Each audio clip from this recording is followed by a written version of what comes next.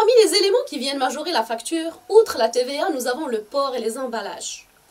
Au cours de son cycle d'exploitation, l'entreprise recourt généralement au transport des marchandises ou des produits achetés. Le transport au port peut être assuré par le fournisseur lui-même ou bien par un tiers transporteur. Dans les deux possibilités, le fournisseur facture les frais de transport au client. Dans le cas où le transport est assuré par les propres moyens du fournisseur, appelé également port forfaitaire, on applique le taux de TVA de 20%.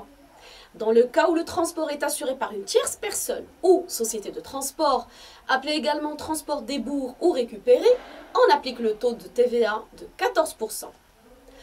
Le fournisseur qui, en plus de la vente des produits, assure le transport de ces derniers par ses propres moyens au client, considère dans sa comptabilité les frais de transport comme un produit accessoire qui doit être taxé au même taux que celui appliqué au bien vendu, généralement 20%, car l'accessoire suit le principal.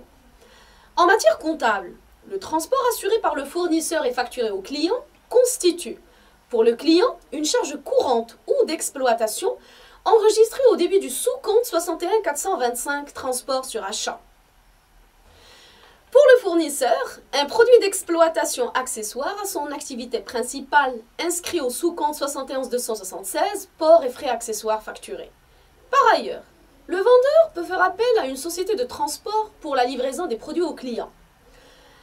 Dans un premier temps, le fournisseur règle la société de transport.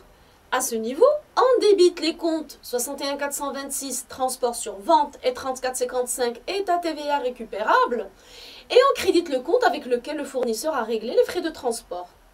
Dans un deuxième temps, en comptabilisant la facture de vente, on crédite les comptes 61 426 transport sur vente et 34 55 état TVA récupérable pour montrer que le fournisseur récupère la somme déboursée auparavant. Chez le client, les frais de transport représentent, comme dans le cas précédent, une charge courante ou d'exploitation enregistrée au début du sous-compte 61 425 transport sur achat. Soit l'exemple suivant. Au 5.2n, l'entreprise Solbi a vendu au client Nour des marchandises d'un montant de 28 000 dirhams hors taxe, remise 4%, transport forfaitaire 400 dirhams hors taxe, facture numéro 87 réglée à crédit. Le port forfaitaire signifie qu'il a été assuré par les propres moyens du fournisseur à la charge du client. La TVA le concernant s'élève donc à 20%, puisque l'objet de la facture, à savoir les marchandises, sont assujettis à 20%. On établit alors la facture ci-contre. Chez le fournisseur Solbi, on débite le compte 3421 clients contre le crédit des comptes 7111 vente de marchandises, 44,55 état TVA facturé, 71,276 port et frais accessoires facturés. Chez le client, on crédite le compte 44,11 fournisseur contre le débit des comptes 71,11 achat de marchandises, 61,425 transport sur achat et 34,55 état TVA récupérable.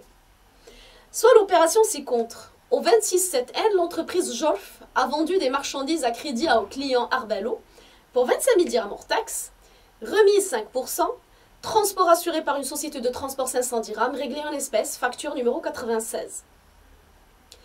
La première étape consiste à adresser la facture liant la société de transport à l'entreprise fournisseur Jorf. On applique bien évidemment le taux de 14%, comme expliqué auparavant. La seconde étape consiste à faire facturer les frais de transport au client Arbello en établissant la facture ci-contre.